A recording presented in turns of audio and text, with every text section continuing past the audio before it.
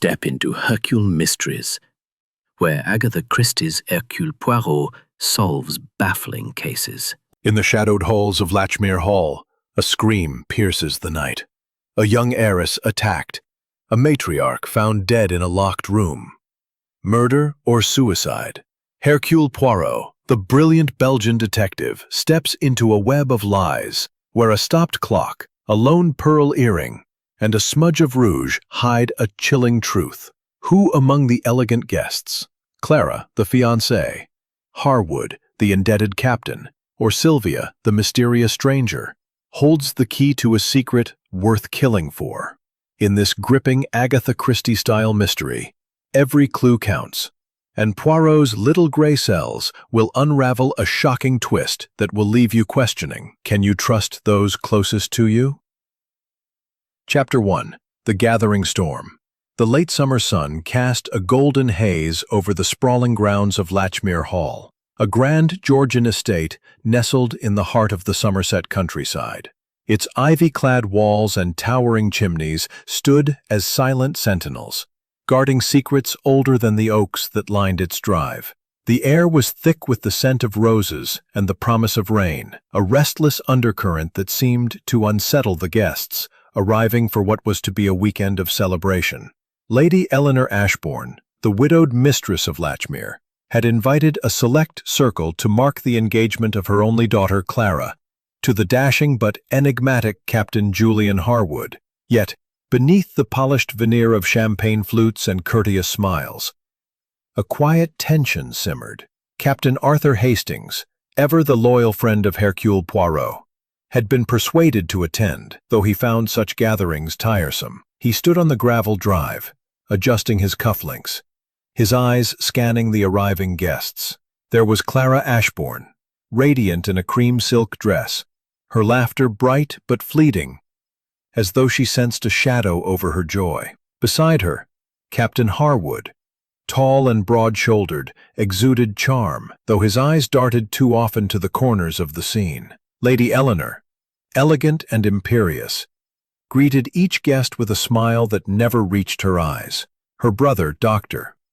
Leonard Ashbourne, a retired physician with a penchant for brandy, muttered complaints about the damp air. Then there was Mrs. Beatrice Langley, Clara's widowed aunt, whose sharp tongue and sharper gaze missed nothing. The young poet, Oliver Crane, lingered near the rose garden, his pale face and nervous hands betraying a man out of his depth. Lastly, the family solicitor, Mr. Reginald Voss, arrived with a leather briefcase, his demeanor as dry as the legal documents he carried. Hastings noted the time, 4:17 p.m., Saturday, August 14th, 1926. As the last guest, a latecomer named Miss Sylvia Gray, stepped from a chauffeured Rolls-Royce. Her auburn hair and emerald gown drew every eye, but her expression was guarded. Her movements, where the party gathered for pre-dinner drinks, was a study in opulence, crystal chandeliers, velvet drapes, and a grand fireplace that crackled despite the summer warmth. Conversation flowed, but Hastings sensed a brittleness in the air. Clara spoke of her wedding plans, her voice bright but strained. Harwood's laughter rang a touch too loud. Dr. Ashbourne, already on his second brandy, grumbled about the cost of the affair. Mrs. Langley's barbed remarks about Harwood's military record drew a flush to his cheeks. Oliver Crane, clutching a glass of sherry, recited a line of poetry that no one acknowledged. Voss, ever the observer, scribbled notes in a small black book, his lips pursed. Miss Gray, meanwhile, remained silent, her eyes fixed on Clara with an intensity that unsettled Hastings. Dinner was announced at precisely 7 p.m. The dining room, lit by flickering candelabras, was a stage for polite warfare. Lady Eleanor presided at the head of the table, her diamond necklace glinting like ice. The menu, consommé, roasted pheasant, and a delicate lemon soufflé was impeccable. Yet the conversation faltered. Hastings, seated between Clara and Mrs. Langley, caught fragments of discord. Harwood's vague answers about his time in India, Dr. Ashbourne's pointed questions about Clara's dowry, and Miss Gray's cryptic remark about debts unpaid. By the time coffee was served, the atmosphere was taut as a violin string. At 9:32 p.m., as the guests adjourned to the drawing room, a scream shattered the evening's fragile calm. It came from the library, a cavernous room lined with leather-bound tomes and heavy oak furniture. Hastings, first to react, pushed through the double doors to find Clara crumpled on the floor, her face pale, her breath shallow. A silver letter opener lay beside her, its blade stained with blood. Dr. Ashbourne, kneeling at her side, pronounced her unconscious but alive, a shallow wound on her arm suggesting an attack thwarted. The library's French windows stood ajar, the curtains swaying in the night breeze. Harwood, his face ashen, swore he had been in the billiard room with Voss. Mrs. Langley accused Miss Gray, who had been absent from the drawing room moments before. Oliver Crane stammered that he had seen no one enter or leave. Lady Eleanor, trembling, demanded the police be called. Hastings, his mind racing, noted the details. The clock on the mantelpiece stopped at 9:28 p.m. A single pearl earring on the rug, not Clara's, a smudge of mud on the window ledge, and the faint scent of cigarette smoke, though no one in the room admitted to smoking. The local constable, a plodding man named Inspector Dawes, arrived at 10:15 p.m., his questions blunt and his suspicions immediate. He fixated on Harwood, whose military background made him a convenient suspect, urging his friend to come at once. As the guests retired to their rooms under Inspector Dawes's watchful eye, Hastings lingered in the library. He examined the letter opener, its handle engraved with the Ashbourne crest. He noted the earring, its pearl gleaming under the lamplight. He studied the stopped clock, its hands frozen as if guarding a secret. The mud on the window ledge was fresh, suggesting an outsider, or someone clever enough to make it appear so. The cigarette smoke lingered in his nostrils, a clue that refused to align with the guests' alibis. Hastings felt the weight of the mystery pressing upon him, a puzzle too intricate for Inspector Dawes's heavy-handed methods. The night grew darker, the storm clouds gathering over Latchmere Hall. Hastings knew Poirot's arrival would bring clarity, but for now, the estate was a cauldron of secrets, each guest a potential player in a deadly game. Clara's attack was no random act. It was a warning, a prelude to something far worse. As he extinguished the library's lamps, Hastings recalled Poirot's maxim. The truth, it hides in the details. Somewhere in the stopped clock, the pearl earring, the mud and the smoke lay the key to unraveling the night's dark riddle. Chapter 2. The Crime Revealed. The storm broke over Latchmere Hall at precisely 2:14 a.m., Sunday, August 15th, 1926, its thunder rattling the leaded windows and lightning casting jagged shadows across the estate's ancient walls. Captain Arthur Hastings, sleepless in his guest room, listened to the rain's relentless drumming, his mind churning with the events of the previous evening. Clara Ashbourne's attack in the library, her shallow wound, the bloodied letter opener, the open French windows, had left the household in a state of uneasy vigil. The local constable, Inspector Dawes, had stationed a young officer at the library door and ordered the guests to remain in their rooms. But Hastings sensed the house itself was restless, its secrets stirring in the dark. At 6:47 a.m., a piercing scream shattered the dawn's fragile calm. Hastings, already dressed, bolted from his room and followed the sound to the east wing, where a housemaid, pale and trembling, stood outside Lady Eleanor Ashbourne's private study. The door was ajar, and a faint metallic tang hung in the air. Hastings pushed past the maid, his heart sinking as he crossed the threshold. There, slumped over her mahogany desk, lay Lady Eleanor, her elegant frame motionless. A single gunshot wound marred her temple, and a pearl-handled revolver rested in her limp hand. A sheet of paper, stained with ink and blood, lay beneath her fingers, its words illegible from where Hastings stood. The room was otherwise pristine, books neatly shelved, a crystal decanter untouched, and Dawes arrived at 7:02 a.m., his face grim as he surveyed the scene. The household gathered in the corridor, their expressions a mix of shock and suspicion. Clara, still pale from her own ordeal, clutched Captain Harwood's arm, her eyes red with tears. Dr. Leonard Ashburn, dishevelled and reeking faintly of brandy, muttered about heart conditions, though his sister's wound told a different story. Mrs. Beatrice Langley, her lips pursed, declared it a scandalous tragedy, but offered no theories. Oliver Crane, the poet, hovered at the edge of the group, his hands twisting nervously. Mr. Reginald Voss, the solicitor, clutched his briefcase as if it were a shield, his eyes darting to the study's locked window. Miss Sylvia Grey, composed but pale, stood apart, her gaze fixed on the floor.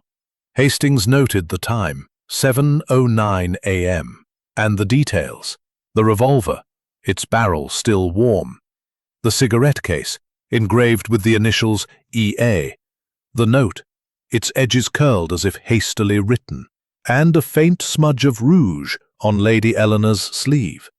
An odd detail for a woman so meticulous. Inspector Dawes, quick to assume suicide, pointed to the revolver and the locked room. "A clear case," he said gruffly. "Lady Eleanor was distraught after her daughter's attack. She took her own life." But Hastings, trained by years at Poirot's side, saw inconsistencies. The angle of the wound was awkward, the revolver's grip too small for Lady Eleanor's gloved hands.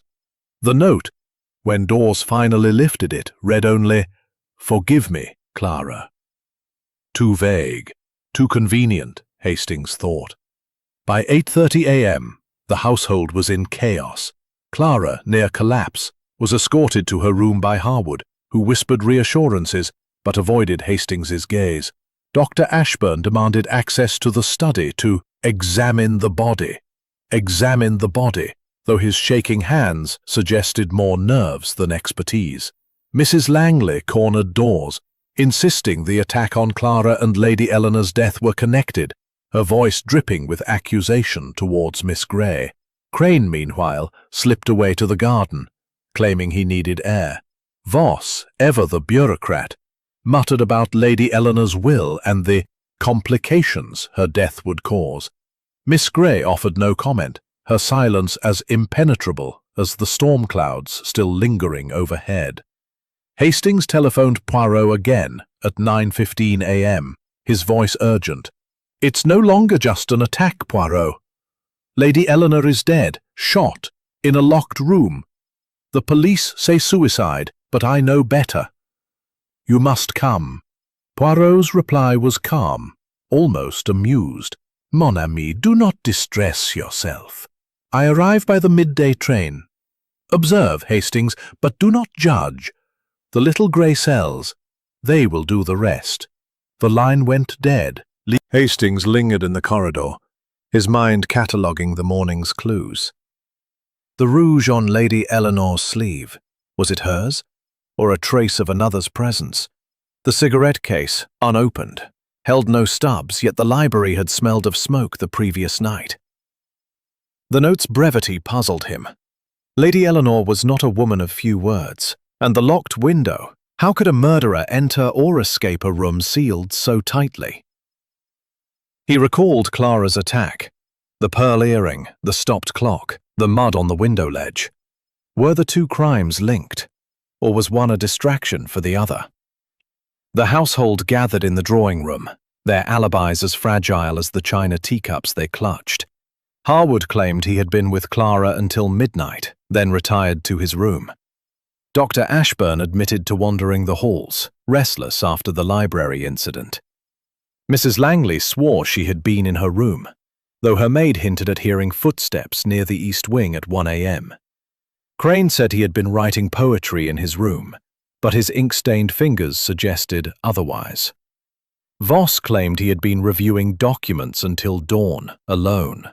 Miss Grey, pressed by Dawes, said she had taken a sleeping draught and heard nothing, her voice steady but her eyes evasive. Hastings, standing by the fireplace, felt the weight of their lies.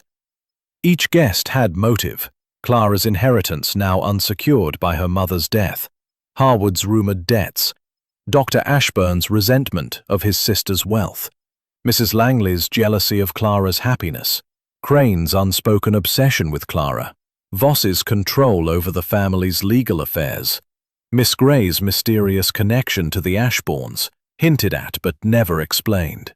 The storm outside had cleared, but within Latchmere Hall, a darker tempest brewed. At 11:45 a.m., a car's crunch on the gravel announced Poirot's arrival. Hastings hurried to the drive, relief washing over him as he saw the small, impeccably dressed figure step from the vehicle. Hercule Poirot, his moustache waxed to perfection, his eyes sharp as a hawk's, surveyed the estate with a faint smile. "Mon cher Hastings," he said, tipping his hat, "you have stumbled into a most intriguing puzzle. A locked room, a dead lady, and a house full of secrets. C'est magnifique. But first, a cup of tisane, and then we shall see what the little grey cells uncover."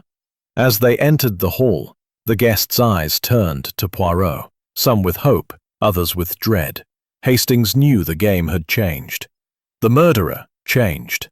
The murderer, whoever they were, had made a fatal error. They had drawn Hercule Poirot into their web. The truth, buried in the rouge, the revolver, and the rain-soaked night, would not remain hidden for long. Chapter 3. The Arrival of Poirot. The clock in the entrance hall of Latchmere Hall struck noon on Sunday. Drive stood in the grand foyer, his keen eyes sweeping over the polished oak paneling and the nervous faces of the gathered household. Captain Arthur Hastings, at his side, felt a familiar surge of confidence. Poirot's presence was like a beacon in the fog of suspicion that enveloped the estate. The storm had passed, leaving a damp chill, but the tension within the walls was palpable, thickened by Lady Eleanor Ashbourne's death and the attack on her daughter Clara the previous night. Poirot, ever meticulous, declined the offer of lunch and requested instead a tour of the crime scenes. "First, mon ami," he said to Hastings, adjusting his tie, "we must see the library where Mademoiselle Clara was attacked, and then the study where Madame Ashbourne met her end. The truth, it is in the details, n'est-ce pas?" Inspector Dawes, hovering nearby, grumbled about protocol but acquiesced, his faith in his suicide theory unshaken. The guests, confined to the drawing room under the watch of a young constable, whispered as Poirot passed, their eyes betraying a mix of curiosity and fear. The library, where Clara had been found at 9:32 p.m. the previous evening, was as Hastings had left it, the French windows still ajar, the stopped clock at 9:28 p.m., the pearl earring glinting on the rug, and the faint scent of cigarette smoke lingering despite the open air. Poirot moved with deliberate grace, his gloved hands hovering over each clue without touching. He paused at the clock, tilting his head. "Curieux," he murmured. "A clock stopped at such a precise moment. It speaks, does it not?" He examined the earring, noting its single pearl and delicate gold setting. "Not Mademoiselle Clara's, you say? Then whose?" The mud on the window ledge drew his attention next. He crouched, his eyes narrowing at the smudge, which was dry now, but unmistakably fresh the night before. "A footprint, perhaps, or a clever distraction," he said, almost to himself. The letter opener, still on the side table, bore the Ashbourne crest, its blade cleaned but faintly stained. Poirot's mustache twitched. This weapon, it was not meant to kill, only to warn. But why? They moved to Lady Eleanor's study, sealed since the morning's grim discovery. The room was a stark contrast to the library's warmth, austere, with heavy drapes and a single lamp casting long shadows. Lady Eleanor's body had been removed, but the desk remained untouched, the pearl-handled revolver and blood-stained note, exactly as Hastings had described. Poirot studied the revolver, noting its small size and the warmth Hastings had felt earlier. "A lady's weapon," he remarked, "but the angle of the wound awkward, non? For a suicide, it lacks elegance." The note, "Forgive me, Clara," was written in a hurried hand, the ink smudged as if pressed by a trembling finger. Cigarettes. Yet the library smells of smoke. A discrepancy, Hastings. The smudge of rouge on Lady Eleanor's sleeve fascinated him most. He leaned close, sniffing delicately. Not her shade, I think. Another woman, perhaps? Inspector Dawes, impatient, reiterated his theory. Lady Eleanor, distraught over Clara's attack, had shot herself in a locked room. Poirot's smile was polite but sharp. A locked room, Inspector, is only as secure as the mind that locks it. Tell me, who had access to this study? Dawes admitted only Lady Eleanor kept a key, though the housekeeper, Mrs. Finch, had a master key for emergencies. Poirot nodded, filing the detail away. At 1:45 p.m., Poirot requested a meeting with the household in the drawing room. The guests assembled, their faces a gallery of unease. Clara, pale but composed, sat beside Captain Harwood, whose hand rested protectively on hers. Dr. Leonard Ashburn, his eyes bloodshot, clutched a glass of water as if it were brandy. Mrs. Beatrice Langley, her posture rigid, fixed Poirot with a challenging stare. Oliver Crane, the poet, scribbled in a notebook, his fingers stained with ink. Mr. Reginald Voss, the solicitor, adjusted his spectacles, his briefcase never far from his side. Miss Sylvia Gray, her emerald gown exchanged for somber black, sat apart, her expression unreadable. Poirot began with a bow, his voice smooth as velvet. "Mesdames et messieurs, I am Hercule Poirot, and I am here to uncover the truth behind the tragic events at Latchmere Hall. A young lady attacked, a mother dead. These are not accidents, but acts of calculation. I ask for your patience and your honesty. The little gray cells, they require both." He paced slowly, his eyes meeting each guest's in turn. "Let us begin with the night of Mademoiselle Clara's attack. Where were you all at 9:28 p.m. when the clock in the library stopped?" Harwood spoke first, his voice steady. "I was in the billiard room with Mr. Voss playing a game. We heard the scream and ran to the library." Voss nodded, though his fingers tightened on his briefcase. Dr. Ashburn claimed he had been in the conservatory, checking the orchids. A weak alibi given the darkness. Mrs. Langley said she was in the drawing room, sipping sherry, though the maid later confirmed she had stepped out briefly. Crane stammered that he was in the garden, seeking inspiration, despite the rain. Miss Gray, her voice low, said she had retired early, but admitted to passing the library en route to her room. "I saw nothing," she added too quickly. Poirot's questions were gentle but relentless, probing alibis and relationships. He asked Clara about her mother's mood before the attack. She admitted Lady Eleanor had seemed preoccupied, mentioning debts and old promises. Harwood's sister's will, muttering about family matters. Mrs. Langley hinted at a scandal involving Miss Gray, who remained silent but paled. Crane's poetry, Poirot noted, was dedicated to Clara, a detail that made Harwood's jaw tighten. Voss, pressed about the family's finances, admitted Lady Eleanor had recently altered her will, but refused to elaborate. By 3:30 p.m., Poirot dismissed the group, requesting private interviews later. Alone with Hastings, he sipped his promised tisane, his eyes gleaming. "Mon ami, this is a house of mirrors. Each guest reflects a truth, but also a lie. The stopped clock, the earring, the rouge, they are threads in a tapestry. And the revolver, it is not the weapon of a suicide, but of a murderer who wishes us to believe otherwise." Hastings, puzzled, asked about the locked room. Poirot's smile widened. "A locked room, Hastings, is only a challenge to the imagination." We must look beyond the obvious, beyond the door. As the afternoon light faded, Poirot requested a map of Latchmere Hall from Mrs. Finch, who provided a detailed sketch of the sprawling estate. He studied it, noting the library's proximity to the east wing and the study's isolation. "The architecture, it speaks," he said, tracing a corridor with his finger. Hastings, watching, felt the puzzle tightening. The clues, earring, clock, mud, smoke, rouge, revolver, note, were pieces of a mosaic, and Poirot was already assembling them. The murderer, whoever they were, had underestimated the little Belgian detective. The truth, Hastings knew, was only a matter of time.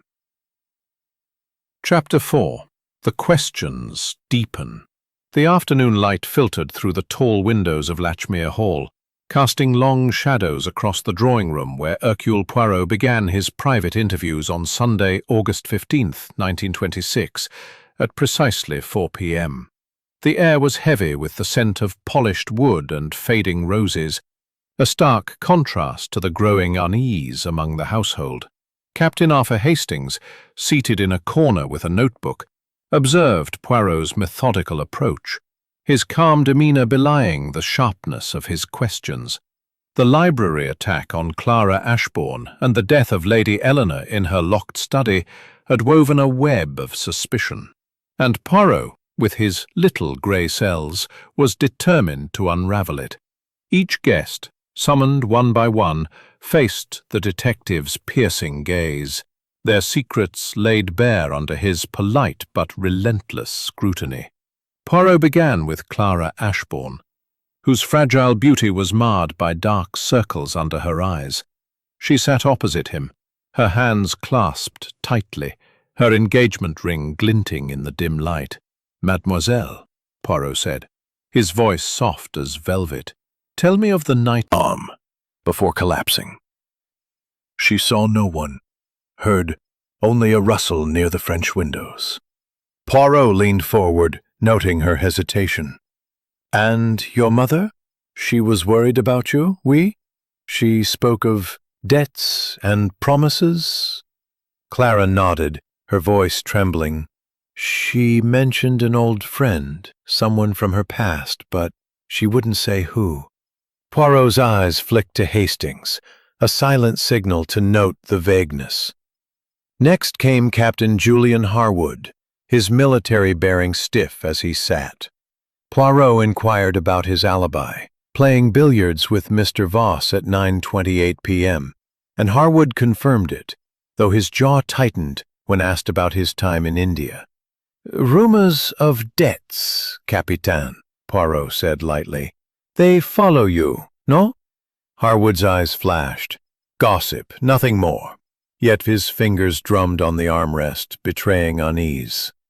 Poirot shifted to the study, asking if Harwood had ever seen the pearl-handled revolver. "Never," Harwood snapped, too quickly. Poirot smiled, dismissing him with a nod. Dr. Leonard Ashburn, red-faced and unsteady, was next. His alibi for the library attack, checking orchids in the conservatory, was flimsy, and Poirot pressed him on it. "You are a doctor, monsieur, yet you did not examine Mademoiselle Clara immediately?" Dr. Ashburn muttered about shock, his eyes avoiding Poirot's.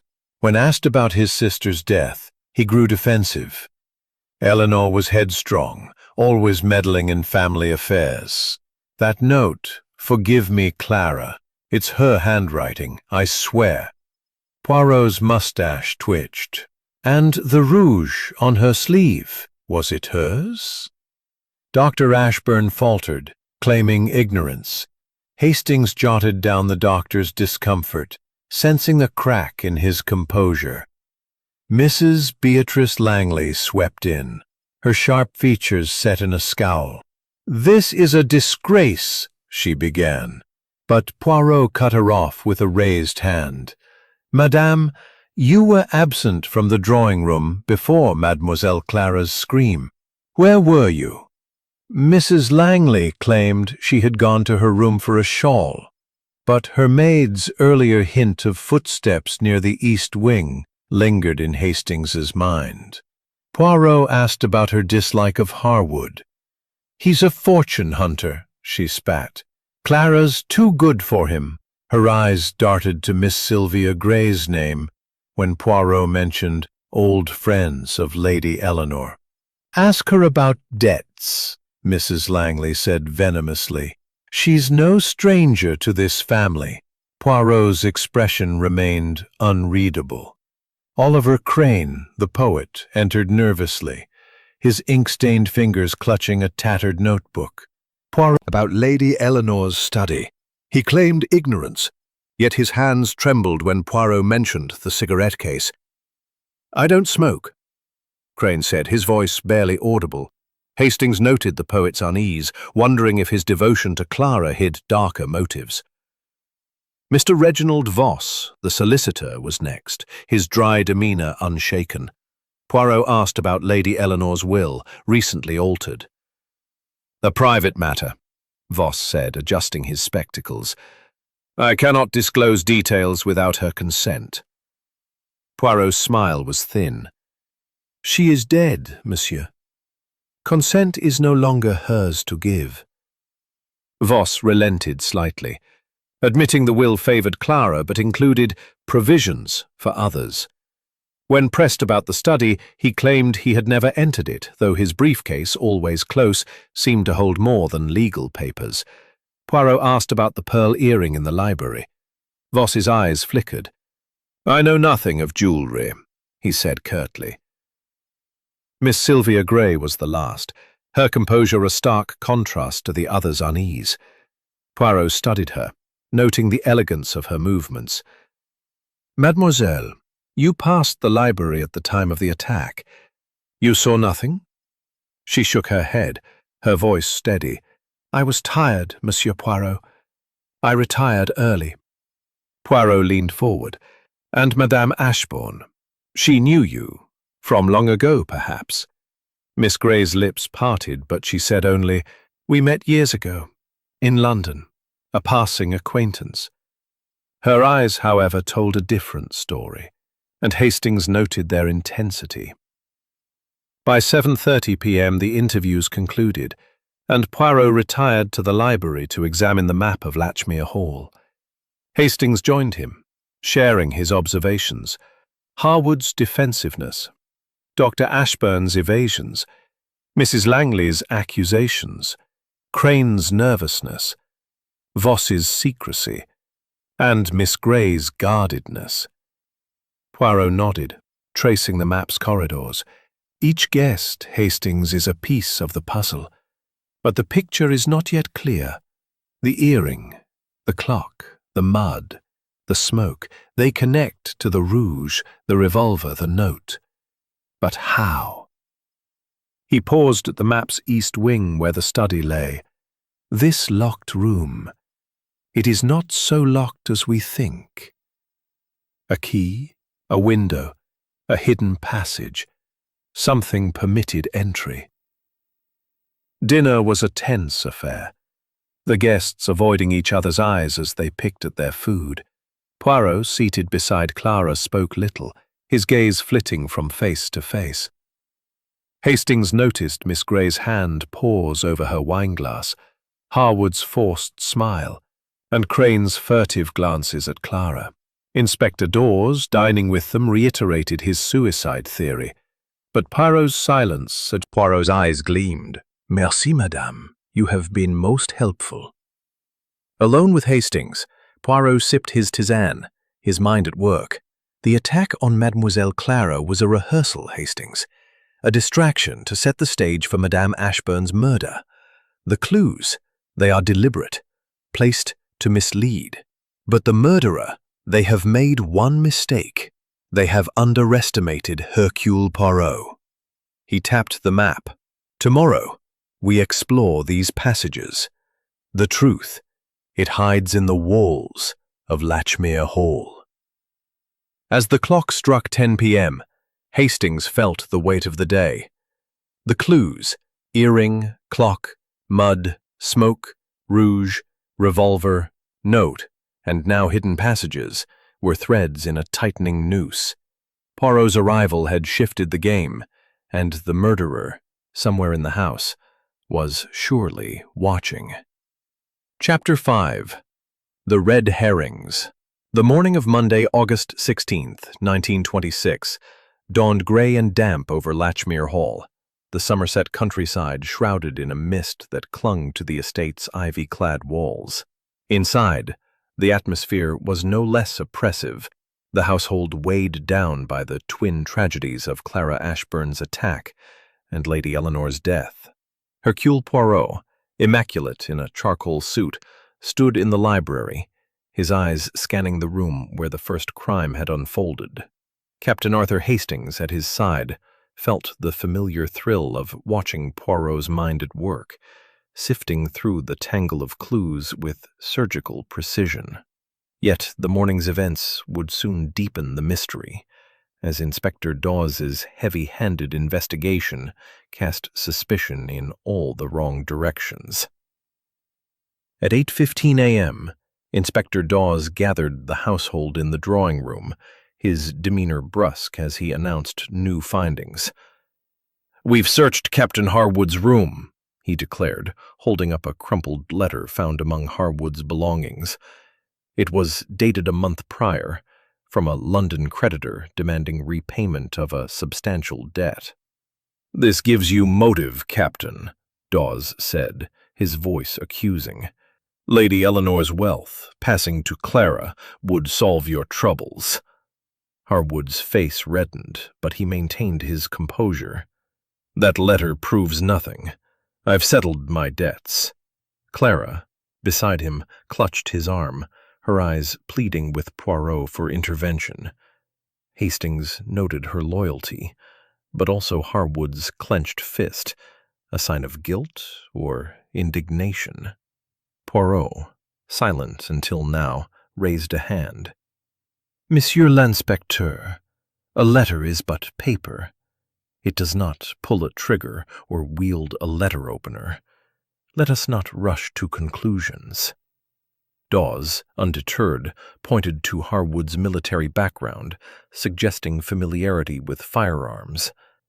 "The revolver in Lady Eleanor's study," it insisted, though no one could confirm it. Dawes's eyes gleamed with triumph, convinced he had his man. Poirot, however, turned his attention to the library, requesting a second inspection. At 9:30 a.m., he and Hastings returned to the scene, joined reluctantly by Dawes. The stopped clock, still at 9:28 p.m., drew Poirot's focus. "Why stop a clock?" he mused, tapping its face. "To fix it time, perhaps, or to distract." The pearl earring, now in an evidence bag, puzzled him. "It belongs to none of the ladies present, yet it is here. A clue dropped by mistake, or placed with intent? The mud on the window ledge, now analyzed by Dawes's constable, matched the soil outside. But Poirot noted its precise placement. Too neat, Hastings. A footprint would be smeared, no? The faint cigarette smoke, still detectable, led him to the fireplace, where he found a single ash flake, overlooked by the police. "Someone smoked here, yet no one admits it," he said, pocketing the ash in a handkerchief. By 10:45 a.m., Dawes's focus on Harwood intensified, fueled by a second discovery. A handkerchief in the garden, embroidered with Harwood's initials, found near the library's French windows. "You were outside, Captain," Dawes accused. "You attacked Clara, then killed Lady Eleanor to secure the inheritance." Harwood's protestations grew heated, and Clara wept, insisting on his innocence. Poirot, observing silently, noted Mrs. Beatrice Langley's smug nod and Miss Sylvia Gray's impassive stare. Hastings whispered, "Dawes is barking up the wrong tree, isn't he?" Poirot's smile was enigmatic. "The tree?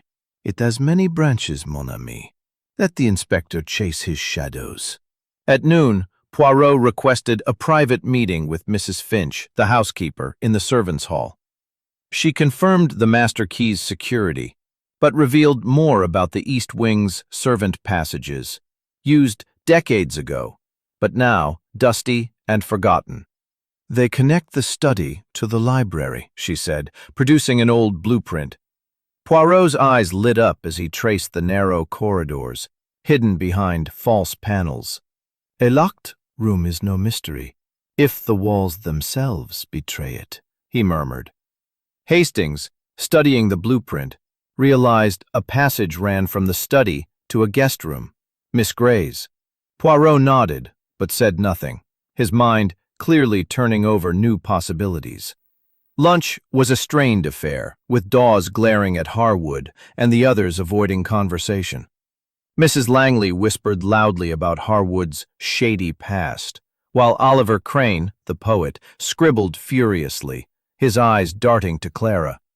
Mr. Voss, the solicitor, remained silent, though his fingers tapped nervously on his briefcase. Miss Gray, serene as ever, sipped passages, accessed through a concealed panel in the East Wing. The narrow, cobwebbed corridor was claustrophobic, its air stale. Poirot moved carefully, his flashlight revealing scuff marks on the floor. Recent, not decades old. "Someone has passed this way," he said, pointing to a faint smudge of rouge on a wall, matching the shade on Lady Eleanor's sleeve. At the passage's end, a panel opened into the study, behind a bookcase. "Voila," Poirot said softly. "The locked room is unlocked." Hastings, astonished, realized a murderer could have entered, shot Lady Eleanor, and escaped without disturbing the window or door. But who? Returning to the drawing room, Poirot requested the cigarette case from Lady Eleanor's study. Dawes, reluctant, handed it over. Poirot opened it, sniffing the interior. No tobacco, yet the library reeks of it. Curious, no? He then asked Clara about her mother's habits. "She never smoked," Clara said firmly. "That case was a gift, kept for show." Poirot's eyes narrowed. "Then why the ash in the library? Someone wishes us to look elsewhere." Hastings recalled Crane's denial of smoking, yet his nervous fingers and ink-stained notebook hinted at late-night habits. By 4:30 p.m., Dawes announced his intent to arrest Harwood, citing the letter, handkerchief, and revolver. Poirot intervened, his voice firm. "Monsieur, you see the surface, not the depths. The handkerchief, it is too convenient, placed to be found. The letter, it is old news. The revolver, its grip is too small for a soldier's hand." Dawes scoffed, but Poirot's authority held sway, delaying the arrest. Alone with Hastings, Poirot confided, "The red herrings, they multiply. The handkerchief, the letter, they point to Harwood, but too loudly. The true murderer hides behind these distractions." As evening fell, Poirot studied the blueprint again, his finger lingering on the passage to Miss Gray's room. "The rouge, Hastings. It is the key. It links the library to the study, the attack to the murder. Someone has been careless, Hastings, piecing together the clues: earring, clock, mud, smoke, ash, rouge, revolver, note, passages." Felt the puzzle tightening. Dawes's fixation on Harwood was a misstep, but Poirot's focus was elsewhere, on the subtle contradictions only his gray cells could untangle. At 7 p.m., as the household gathered for dinner, Poirot's presence loomed large, his calm exterior masking a mind in overdrive. The murderer, Hastings knew, was among them, their confidence shaken by Poirot's relentless probing. The red herrings had served their purpose, but the truth, buried in the ash and fractured by the weight of Clara Ashburn's attack and Lady Eleanor's murder.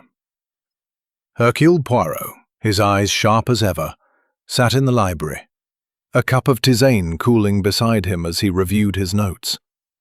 Captain Arthur Hastings, pacing nearby, felt the tension mounting. Poirot's methodical probing had begun to crack the facades of the guests, revealing lies that twisted the mystery into ever darker knots.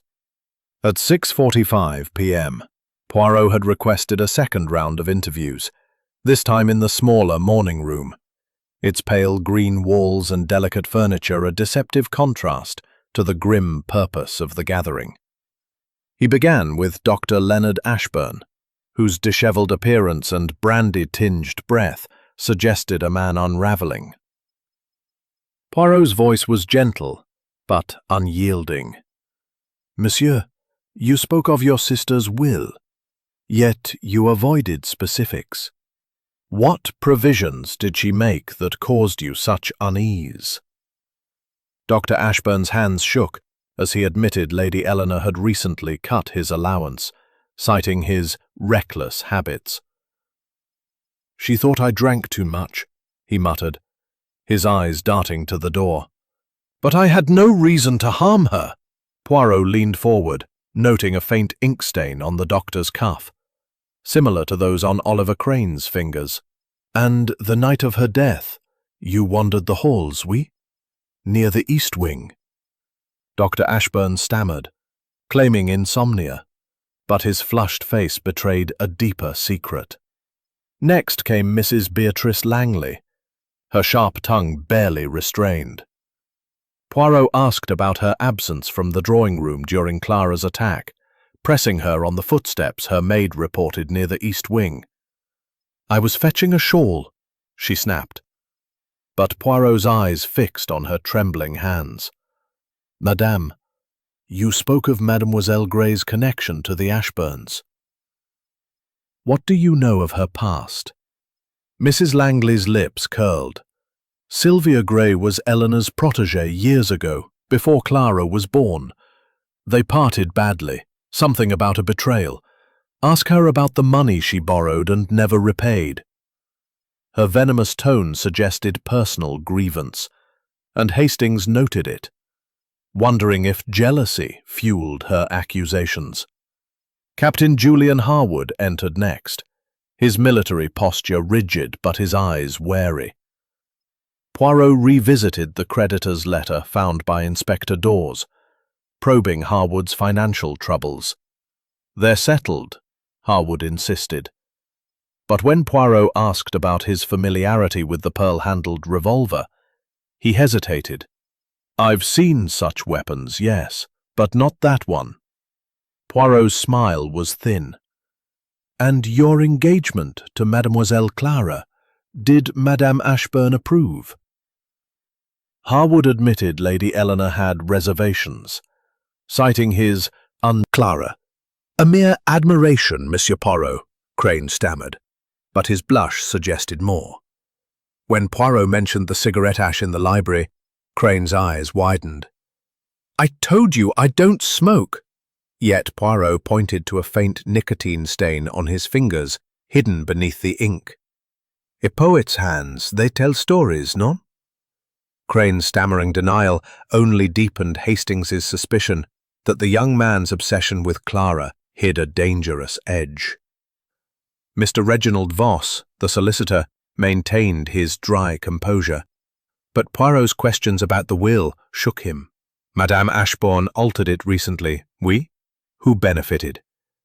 Voss admitted Clara was the primary heir, but others received bequests, including Dr. Ashburn and Mrs. Langley. When asked about Miss Gray, Voss's eyes flickered. "She was mentioned, but I cannot say more." Poirot's gaze lingered on the briefcase, which Voss gripped tightly. "And the study, monsieur? You never entered it?" Voss shook his head, but his knuckles whitened, suggesting a lie. Miss Sylvia Gray was last, her calm exterior unshaken even under Poirot's scrutiny. He asked about her history with Lady Eleanor. "A passing friendship, long ago," she said coolly. "We drifted apart." Poirot pressed on Mrs. Langley's claim of unpaid debts. "Beatrice exaggerates," Miss Gray replied, her voice steady, but her fingers tightening on her skirt. When asked about the rouge smudge in the servant passage, she claimed ignorance. Yet her eyes flicked to the door, as if expecting an interruption. Hastings noted her poise, wondering if it masked guilt or fear. By 9 p.m., the interviews concluded, and Poirot retreated to the library with Hastings. He spread the estate's blueprint on a table, his finger tracing the servant passages. "The lies, Hastings. They pile like leaves." Dr. Ashburn's ink, Crane's ash, Voss's secrecy.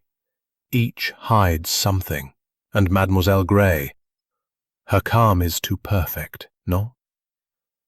He tapped the map where the passage connected the study to Miss Grey's room. The rouge. It links her to the crime.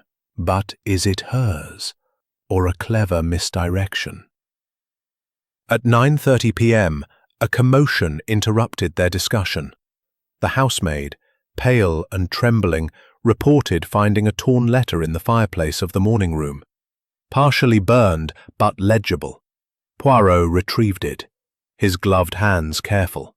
The fragment, in Lady Eleanor's hand, read, "Must tell Clara the truth about." The rest was ash. Hastings's pulse quickened.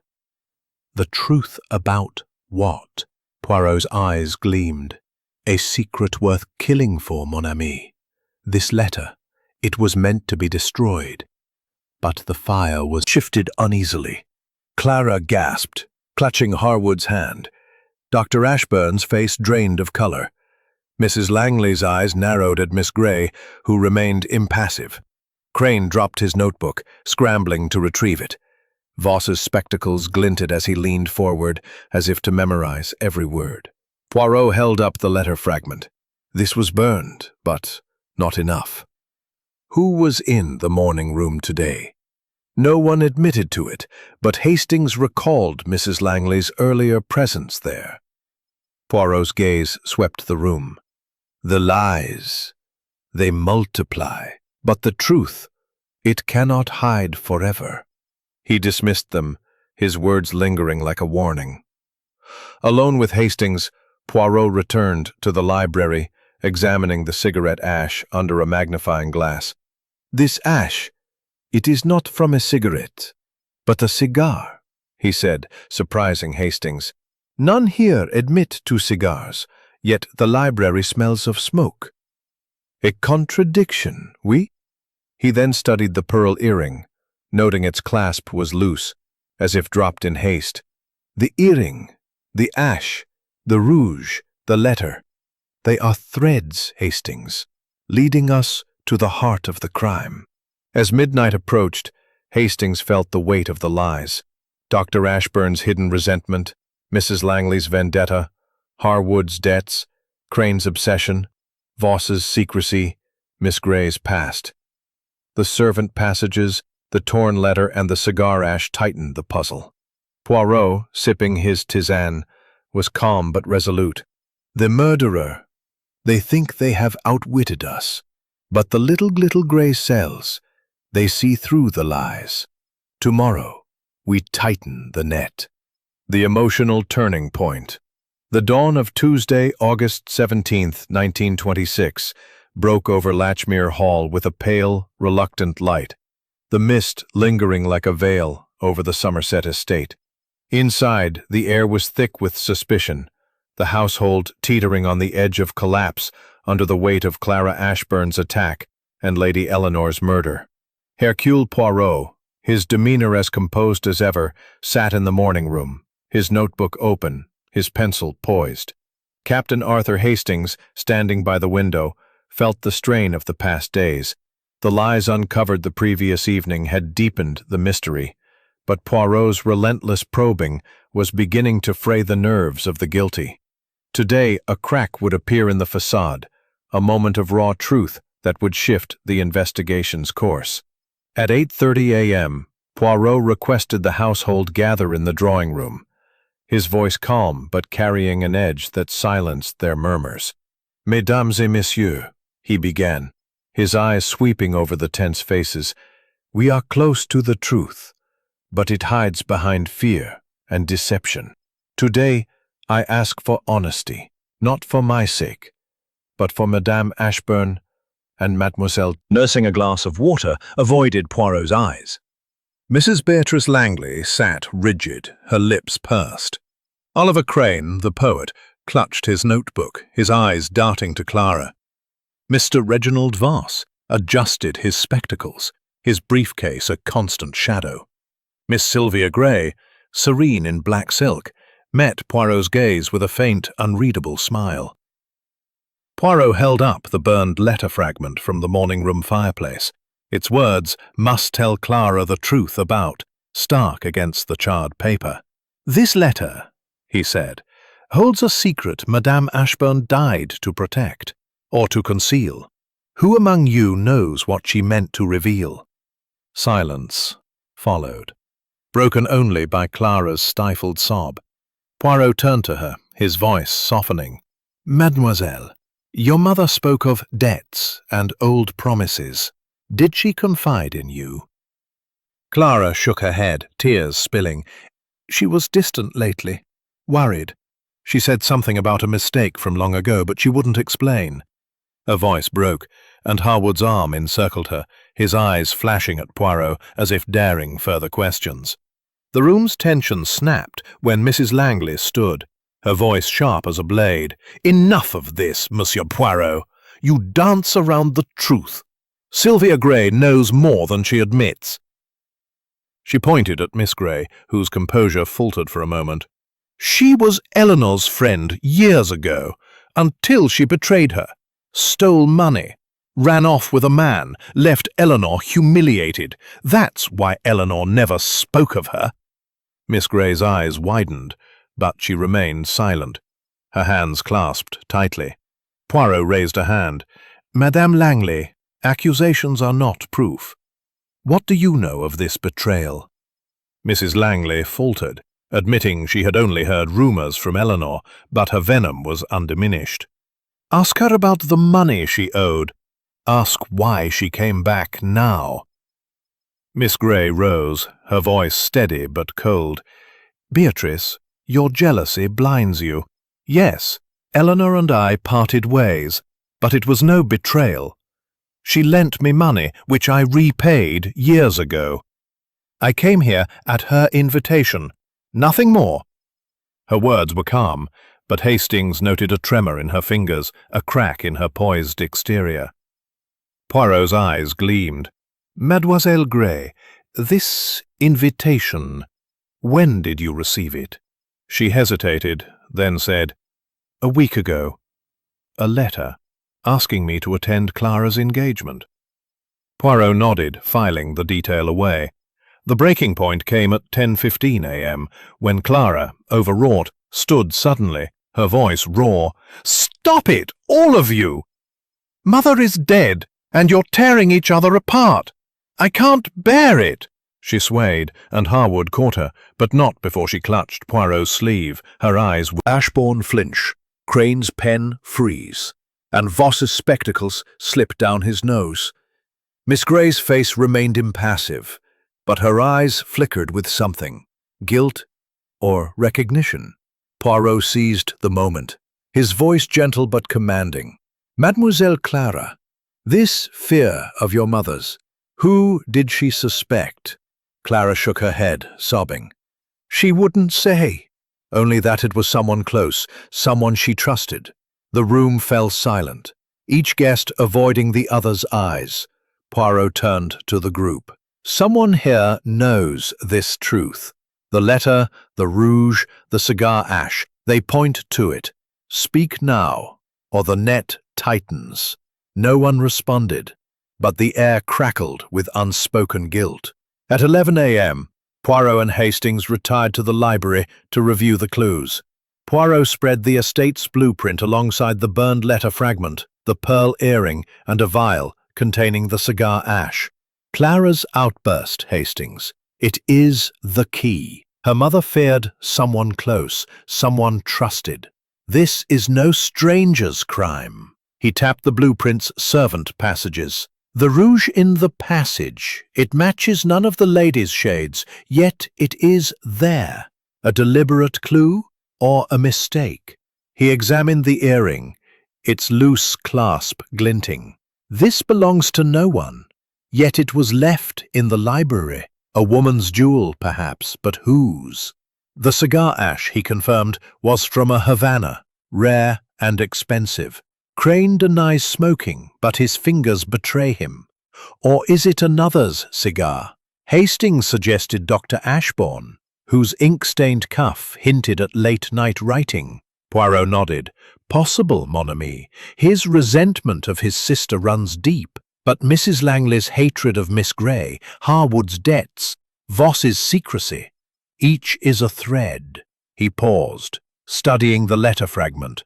"This truth Clara must know. It is the heart of the murder, a secret worth killing for." At 1 p.m., Poirot requested a private word with Mrs. Finch, the housekeeper, in the servants' hall.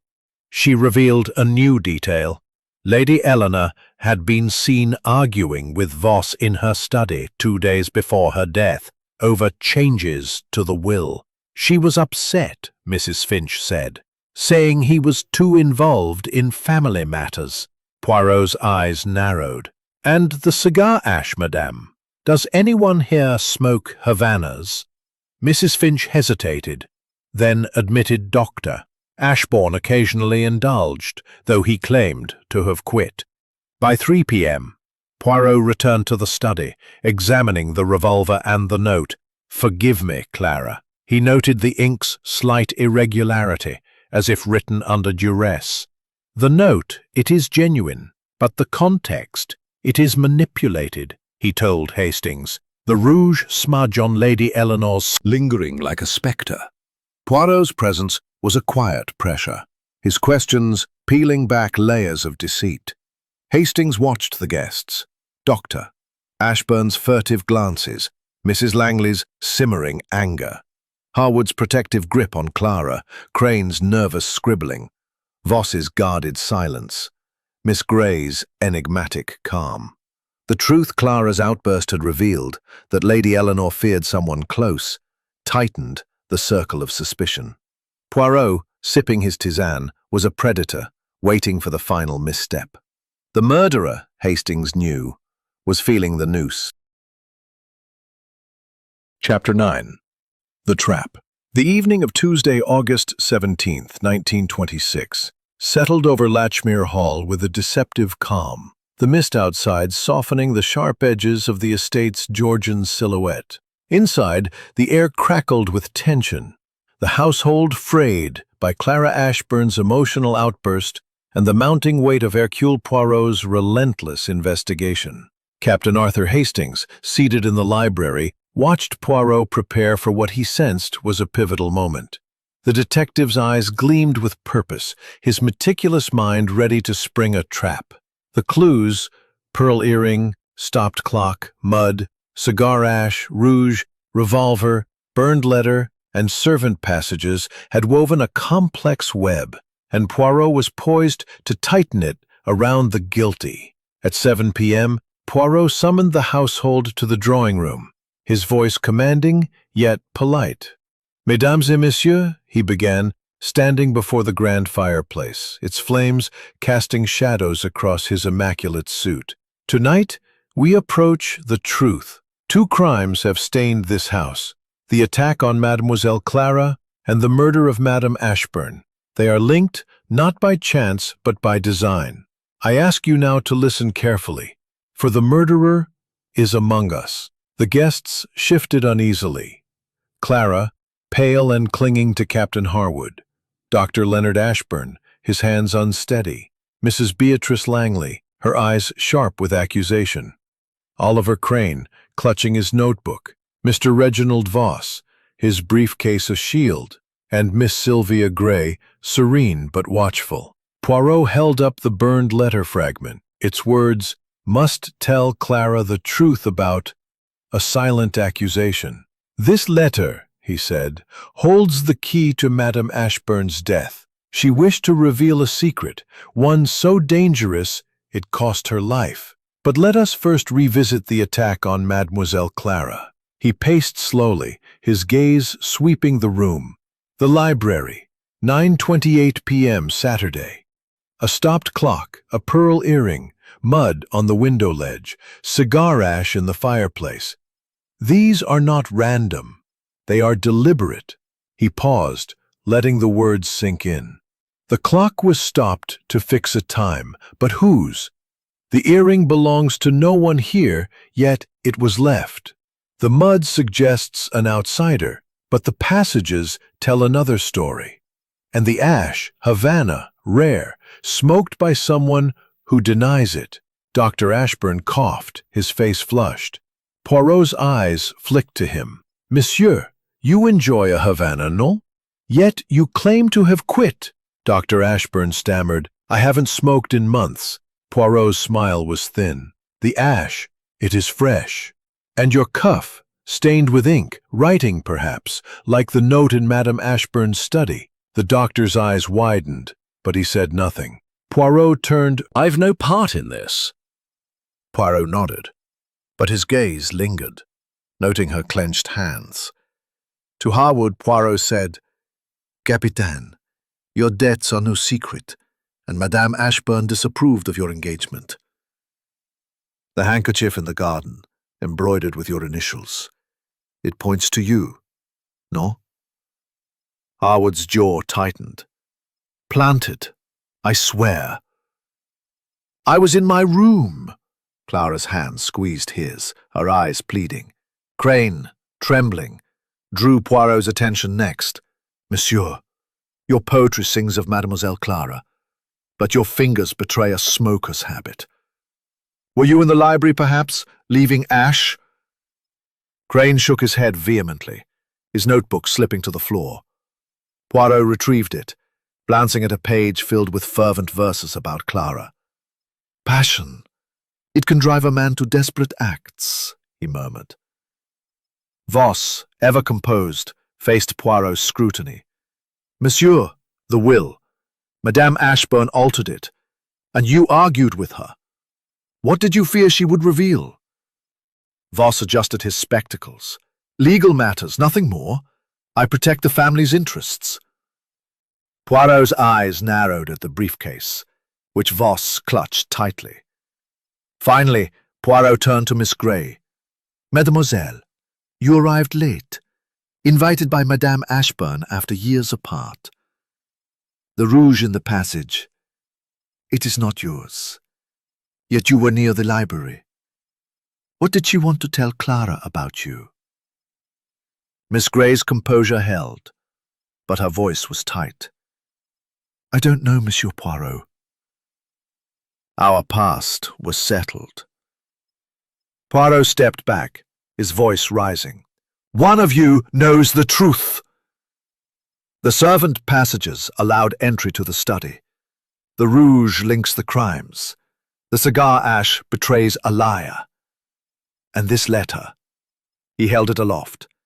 It speaks of a secret worth killing for. I propose a test.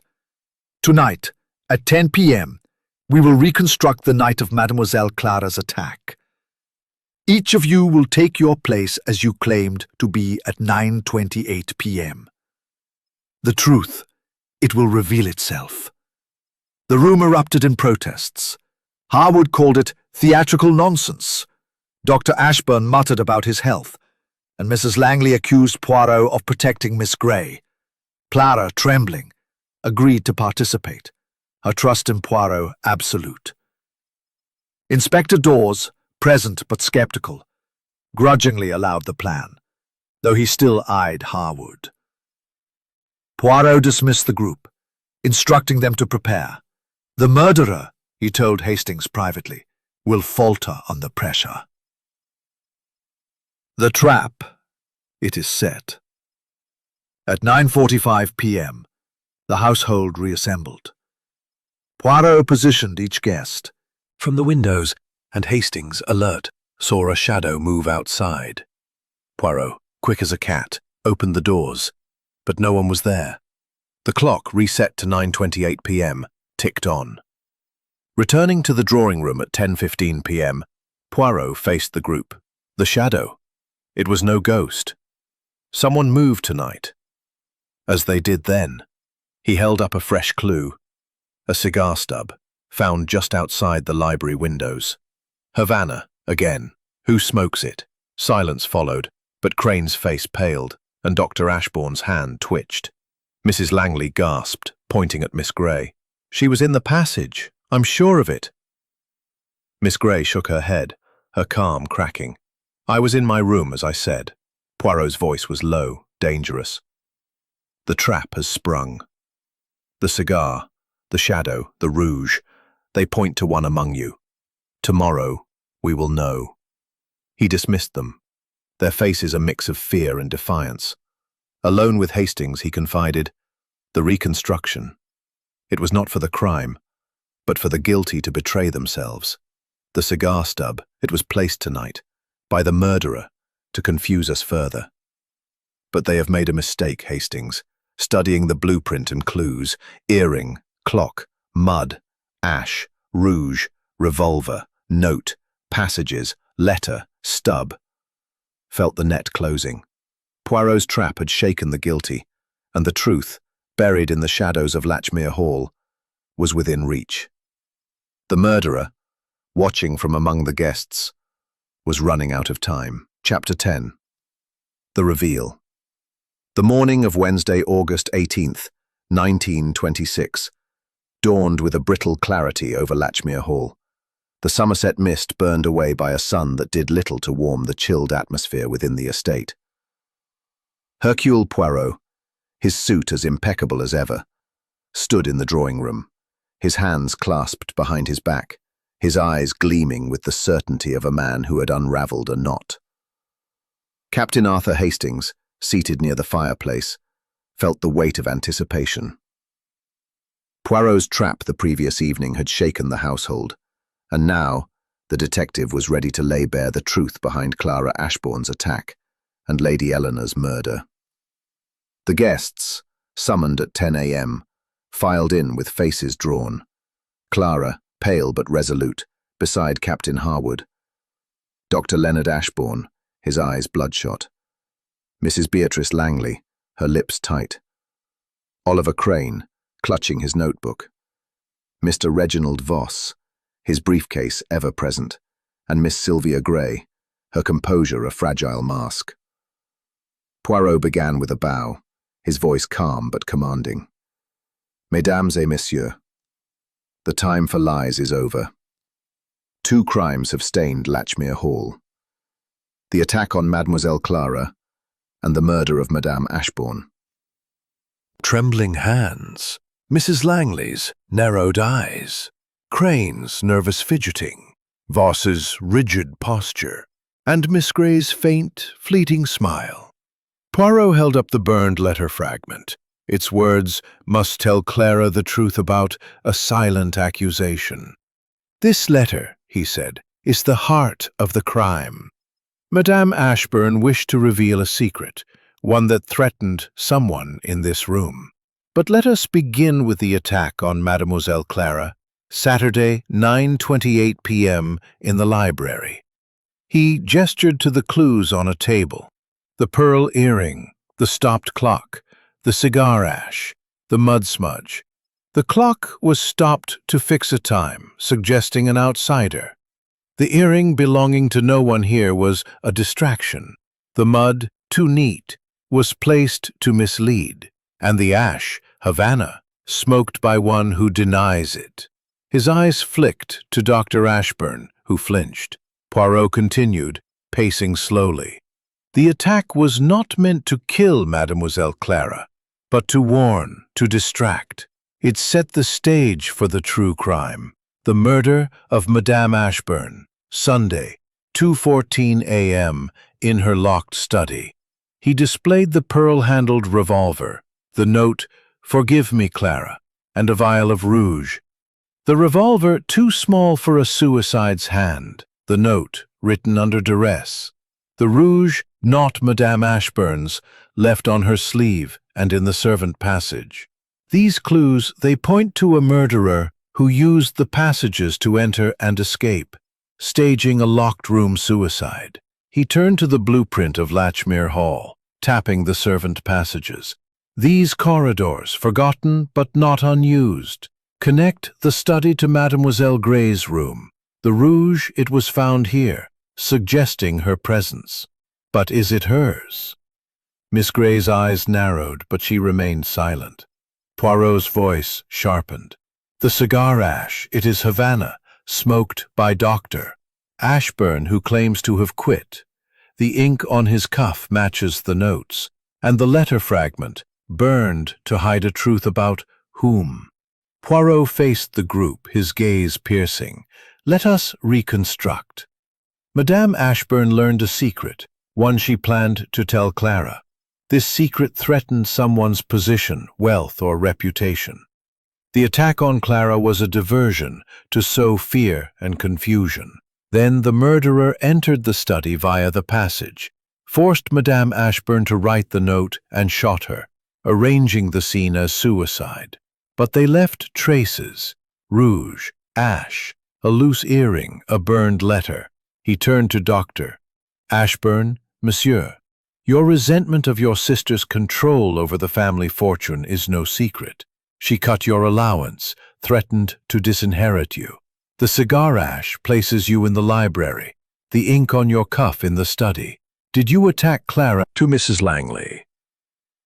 Madame, your hatred of Mademoiselle Gray is personal. You accused her of betrayal. But was it your jealousy that drove you to act? Your footsteps were heard near the east wing. Mrs. Langley gasped.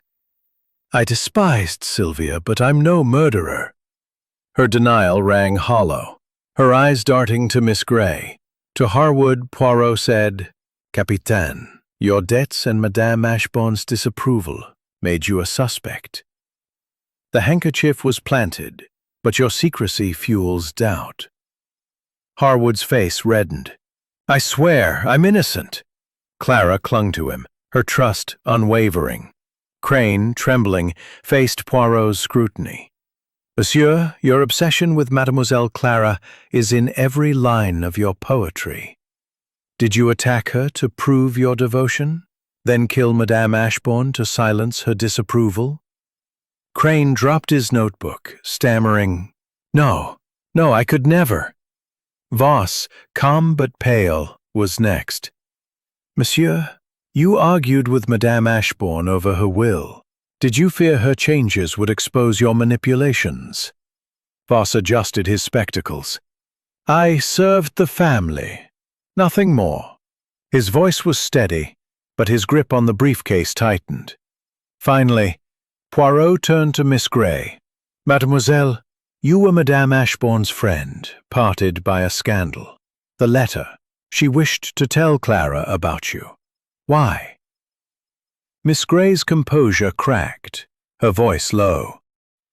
Eleanor wanted to confess that I am Clara's mother. The room gasped. Clara staggered, Harwood catching her. Miss Gray continued, tears in her eyes. Eleanor raised Clara as her own. After I left, ashamed. She invited me here to make amends, but someone stopped her. Poirot nodded, his trap sprung. The secret is revealed, but the murderer is not Mademoiselle Gray. No, the killer is Mr. Voss. The solicitor's spectacles slipped, his face ashen. You, monsieur, controlled the Ashbourne finances. Madame Ashbourne discovered you had been siphoning funds, a truth she planned to reveal. You attacked Clara to destabilize the household, then used the passage to enter the study, forced the note, and shot her, leaving rouge, stolen from Miss Gray's room, to implicate her. The cigar ash you planted, knowing Dr. Ashbourne's habit. The earring, a distraction, taken from a guest's jewelry long ago. Voss stood, trembling. You have no proof. Poirot held up a ledger, found in Voss's briefcase by Mrs. Finch that morning. This shows your theft, monsieur, and the rouge on your cuff from the passage. It betrays you. Voss collapsed, confessing in a broken voice. I couldn't let her ruin me. She was going to tell Clara everything. Inspector Dawes, stunned, arrested. Morning of Wednesday, August 18th. 1926. cast a subdued glow over Latchmere Hall, the Somerset sun filtering through the tall windows of the drawing room, where the aftermath of Hercule Poirot's dramatic reveal still lingered. The air, once thick with suspicion, now carried a somber weight as the household grappled with the truth. Mr. Reginald Voss, the trusted solicitor, had murdered Lady Eleanor Ashbourne to conceal his embezzlement and had orchestrated the attack on Clara to sow chaos. Captain Arthur Hastings, seated in a high-backed chair near the fireplace, watched Poirot, who stood by a window, his silhouette sharp against the light. The detective's face, usually so composed, bore a trace of melancholy, as if the unraveling of human deceit left a bittersweet taste. The household had dispersed after Voss's confession and arrest. Clara, reeling from the revelation that Miss Sylvia Grey was her true mother, had retired to her room, accompanied by Captain Harwood, whose protective presence seemed to anchor her. Miss Grey, her composure shattered by her confession, had followed, their tentative steps toward reconciliation fragile but hopeful. Dr. Leonard Ashbourne, shaken by his own exposure as a resentful brother, had retreated to the conservatory, muttering about needing solitude. Mrs. Beatrice Langley, her accusations against Miss Grey proven misguided, sat alone in the morning room, her sharp tongue silenced by shame. Oliver Crane, the poet, had slipped away to the garden, his notebook abandoned, his obsession with Clara now a source of quiet regret. Inspector Dawes, chastened by Poirot's brilliance, oversaw Voss's transfer to the local constabulary, his earlier theories of suicide and Harwood's guilt discarded. Poirot, turning from the window, addressed Hastings, his voice low but clear. "Mon ami, the case is closed, yet the heart remains troubled. The little grey cells, they solve the puzzle, but they cannot mend the wounds of those left behind." Hastings, ever the loyal friend, nodded, sensing Poirot's need to reflect. "You saw it all, Poirot. The earring, the ash, the rouge, the passages. But how did you know it was Voss?" Poirot's moustache twitched, a faint smile breaking through his solemnity. "It is always the details, Hastings." The ledger hidden in his briefcase showed his theft. The rouge on his cuff, taken from Mademoiselle Grey's room, was his attempt to shift blame. The cigar ash, planted to implicate Dr. Ashbourne, was too deliberate. And the letter fragment must tell Clara that the blueprint of Latchmere Hall still spread on the table. The passages were the key. Voss, with his knowledge of the estate's secrets, used them to move unseen, staging the attack on Clara and the murder of Madame Ashbourne. The locked room? A fiction, created by a man who thought himself cleverer than Hercule Poirot. Poirot sipped his tisane, his gaze distant.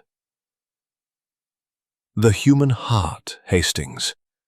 It is both the motive and the tragedy. Voss stole for greed, but also for pride, fearing exposure as a fraud.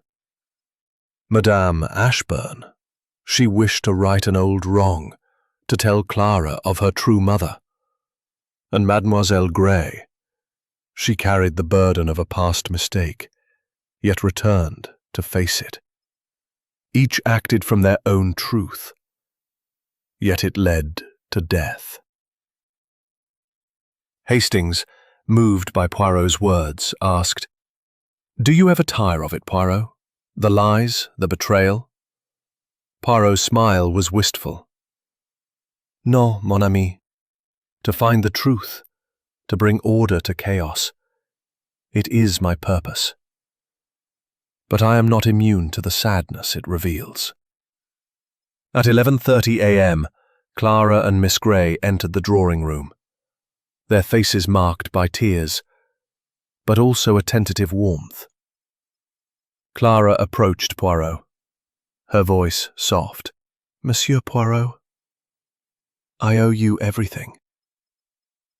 You've given me back my mother, not the one I lost, but the one I never knew." Miss Grey, standing beside her, added, "You've lifted a shadow from my life." "Thank you." Poirot bowed, his eyes kind. "Mademoiselle, the truth is its own reward. I wish you peace." Clara hesitated, then asked, "Why did Mr. Voss do it? Why kill her?" Poirot's voice was gentle but firm. "He feared ruin, mademoiselle. Your mother discovered his theft, and her plan to reveal your true parentage would have exposed his crimes. He acted to protect himself, but in doing so, he lost everything."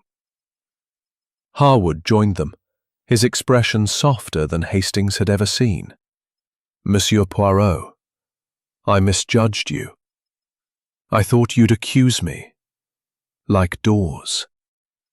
Poirot's smile was wry. "The obvious suspect, Capitan, is rarely the guilty one. Your debts were a distraction, but your love for Mademoiselle Clara, it is true." Harwood nodded, his hand finding Clara's. By noon, Poirot requested a final walk through the library and study, accompanied by Hastings. In the library, he paused. Langley, chastened, merely nodded. Crane, silent, avoided Poirot's gaze. Clara and Miss Grey, arm in arm, expressed their gratitude again, their bond, a fragile light in the darkness. Harwood shook Poirot's hand, his relief palpable. Inspector Dawes, lingering at the door, admitted, "You've a rare gift, Monsieur Poirot. I'll not underestimate you again." As the car pulled up, Poirot turned to Hastings, his voice low. "The case, it is solved, but the lesson remains. Trust, Hastings, it is precious, yet so easily broken. Guard it well." They stepped into the car, the gravel crunching underfoot as Latchmere Hall receded behind them. Hastings, glancing back, saw Clara and Miss Grey at the window, their figures small against the vast estate. The clues, earring, clock, mud, ash, rouge, revolver, note, passages, letter, ledger, had led to the truth, but at a cost. Poirot, gazing at the passing countryside, was silent, his mind already turning to the next puzzle, the next truth, waiting to be uncovered. Chapter 12. The Unraveling Threads. The afternoon of Wednesday, August 18th, 1926, bathed Latchmere Hall in a soft, golden light, as if the Somerset sun sought to soothe the wounds of the past days. Inside, the grand estate felt quieter, its corridors echoing with the aftermath of Hercule Poirot's revelation that Mr. Reginald Voss, the solicitor, had murdered Lady Eleanor Ashburn and attacked Clara to conceal his embezzlement. Captain Arthur Hastings, lingering in the drawing-room, felt a strange mix of relief and unease. The case was solved, yet loose threads remained, questions that gnawed at the edges of his mind. Poirot, preparing to depart, had agreed to one final meeting with the household, sensing that clarity was needed to fully close the chapter of Latchmere's tragedy. At 2:30 p.m., the guests gathered once more in the drawing-room, their faces marked by a blend of exhaustion and tentative hope. Clara Ashburn, her arm linked with Miss Sylvia Grey's, seemed stronger, though her eyes still held a shadow of grief. Captain Julian Harwood stood protectively beside her, his military bearing softened by a newfound openness. Dr. Leonard Ashburn, nursing a glass of water, looked diminished, his bravado stripped away. Mrs. Beatrice Langley sat stiffly, her earlier accusations now a source of quiet shame. Oliver Crane, the poet, hovered near the window, his notebook absent, his expression one of resignation. Inspector Dawes, present but subdued, stood by the door, his notebook open but unused. Poirot, at the centre of the room, radiated calm authority, his moustache impeccably waxed, his eyes sharp with purpose. Ash, the vial of rouge, the burned letter fragment, and the blueprint of Latchmere Hall. Let us tie the threads, so that peace may return to this house. He began with the attack on Clara, Saturday, 9:28 p.m. in the library. The stopped clock, he said, pointing to it, was Voss's attempt to suggest an outsider's presence, fixing the time to mislead. The pearl earring, stolen from a guest's belongings years ago, was placed to confuse, a red herring, like the mud on the window ledge, which he smeared to imply an external intruder. He held up the vial of cigar ash. This, Havana, was taken from Dr. Ashbourne's study, planted to implicate him. Voss knew of his smoking habit, a detail he exploited. Dr. Ashbourne shifted uncomfortably, his face flushed but silent. Poirot turned to the murder in the study, Sunday, 2:14 a.m. Madame Ashbourne's death was no suicide, he said, displaying the pearl-handled revolver. The angle of the wound, the small grip, it was not her hand that fired. Voss entered via the servant passage, forced her to write the note, "Forgive me, Clara," and shot her, staging a locked-room mystery. He pointed to the blueprint, tracing the passage from the study to Miss Grey's room. The rouge, stolen from Mademoiselle Grey, was left on Madame Ashbourne's sleeve and in the passage to cast suspicion on her. Voss underestimated the little grey cells, no? Clara, her voice trembling, asked, "But why attack me? What did I do?" Poirot's eyes softened. "Mademoiselle, the attack was a diversion, to sow fear and distract your mother. Voss feared her plan to reveal your true parentage. Mademoiselle Grey's motherhood would prompt scrutiny of his financial dealings. He acted to destabilize the household, hoping to delay her confession." Miss Grey squeezed Clara's hand, her eyes glistening. "Eleanor wanted to make things right," she said softly. "Voss took that from us." Hastings, listening, raised a question. "The burned letter, Poirot. How did you know it was about Miss Grey?" Poirot's smile was faint. "The fragment must tell Clara the truth about, aligned with Madame Ashbourne's fear of someone close, someone from her past. Mademoiselle Grey's arrival, after years apart, was no coincidence. The letter was burned by Voss, found in the morning room where he lingered, to destroy evidence of his motive." He turned to Mrs. Langley. "Madam, your accusations against Mademoiselle Grey were fueled by jealousy, but they helped Voss's plan, distracting us from his theft." Mrs. Langley's face reddened, but she nodded, her voice low. "I was wrong about Sylvia. I let old grudges blind me." Poirot acknowledged her with a nod, his gaze moving to Harwood. "Capitaine, your debts and the handkerchief were used by Voss to point evident." "Thank you, Monsieur Poirot.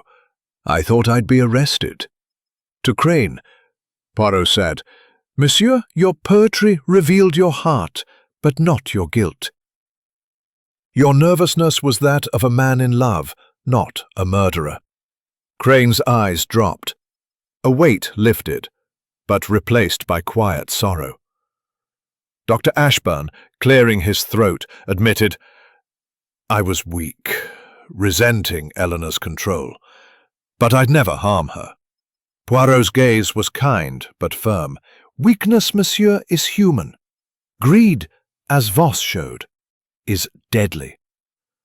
At 3:15 p.m., Poirot addressed the household's future. "Mademoiselle Clara, Mademoiselle Grey, you have a chance to heal, to build what was lost. The truth, though painful, is a foundation. Clara nodded, her hand in Miss Grey's. "We'll try, Monsieur Poirot." "For mother's sake." Harwood, standing tall, added, "I'll stand by them both." Poirot's eyes twinkled. "Bon.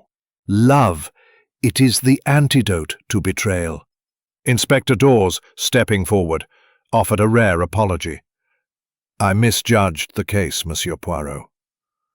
"Your methods, they're unorthodox, but effective." Poirot bowed slightly. "The truth, Inspector, requires only logic and observation." Dawes nodded, his respect clear. As the meeting ended, Poirot and Hastings walked through the library one last time. The stopped clock, now ticking, seemed to mark the restoration of order.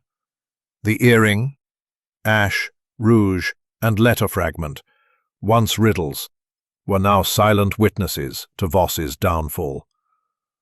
Poirot paused at the French windows, the mud smudge gone, but its memory vivid.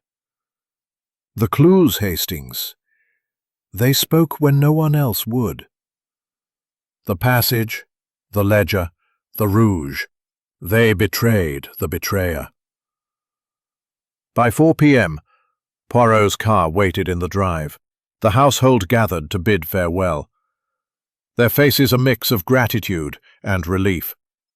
Clara and Miss Grey, side by side, thanked Poirot again, their bond a fragile promise. Harwood shook his hand firmly.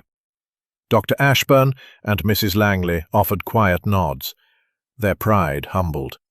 Crane, lingering at the edge, murmured a thank you, his eyes on Clara. Poirot, with a final bow, entered the car, Hastings at his side. As the estate faded into the distance, Hastings reflected on the case. "You saw through it all, Poirot. The lies, the distractions. But it's Clara and Miss Grey I think of now. They've a long road ahead." Poirot nodded, his gaze on the horizon. "The truth, mon ami, it frees, but it also wounds." Voss had murdered Lady Eleanor Ashburn and attacked Clara to conceal his embezzlement. Captain Arthur Hastings, standing on the terrace overlooking the rose garden, felt a sense of closure. Yet the echoes of the case lingered, stirring questions about the human cost of truth. Poirot, preparing for his final departure, had agreed to one last conversation with the key figures, to ensure no shadow of doubt remained. At 4:30 p.m., Poirot gathered Clara Ashburn, Miss Sylvia Grey, and Captain Julian Harwood in the library, the room where the mystery had begun. The stopped clock, now ticking steadily, seemed to mark the restoration of time's natural order. Clara, her face softened by tentative hope, sat beside Miss Grey, their hands clasped in a bond forged through revelation. Harwood stood nearby, his protective gaze tempered by a newfound humility. Poirot, his suit impeccable, his moustache perfectly waxed, stood by the French windows, the faint trace of mud long since cleaned, but vivid in his memory. Hastings, notebook in hand, observed, ready to record Poirot's final reflections. "Mademoiselle, Capitaine," Poirot began, his voice warm yet precise. "The truth has been uncovered, and Monsieur Voss faces justice. Yet, I sense you seek understanding, not just of the crime, but of its ripples. Let us speak plainly, so that Latchmere Hall may find peace." Clara nodded, her eyes searching Poirot's. "Monsieur Poirot, you've given me my mother, Sylvia. But I still struggle to understand why Lady Eleanor kept it secret so long." Miss Grey's hand tightened on hers, her expression a mix of guilt and love. Poirot's eyes softened. "Madame Ashburn, She carried a heavy burden. To protect you, Mademoiselle Clara. She raised you as her own, hiding Mademoiselle Grey's motherhood to shield you from scandal. Her invitation to Mademoiselle Grey was her attempt to right this wrong, to give you the truth before her death. Voss, he knew this secret would lead to scrutiny of his theft, and so he acted. He held up the burned letter fragment.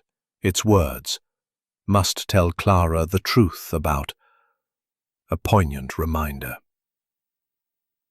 This letter, it was her heart speaking. But Voss silenced it. Miss Grey spoke, her voice low. Eleanor was kinder than I deserved. I left Clara with her, ashamed of my youth, my mistakes. When she wrote to me, asking me to come, I hoped for forgiveness. Where the clues rested, the pearl earring, the vial of cigar ash, the rouge sample.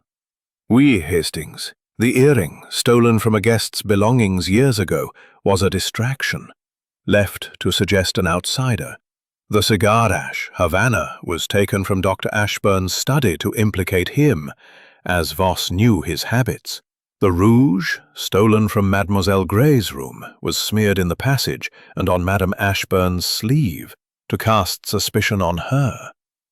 Voss was meticulous, but his cleverness betrayed him. At 5:15 p.m., Dr. Leonard Ashburn and Mrs. Beatrice Langley were invited to join, their presence requested to clear the air. Dr. Ashburn, his face haggard, admitted his resentment of his sister's control, but swore his love for her. I was a fool, Monsieur Poirot, but not a killer. Poirot's gaze was kind but firm. Monsieur, your weakness was exploited by Voss, who used your cigar habit to mislead. Forgive yourself, but learn from it. Dr. Ashburn nodded, his shoulders sagging with relief. Mrs. Langley, her earlier venom gone, spoke softly. I wronged Sylvia, accusing her out of spite. I see now she was no threat. Poirot inclined his head. Madame, jealousy is a poison, but honesty is its cure. You have taken the first step.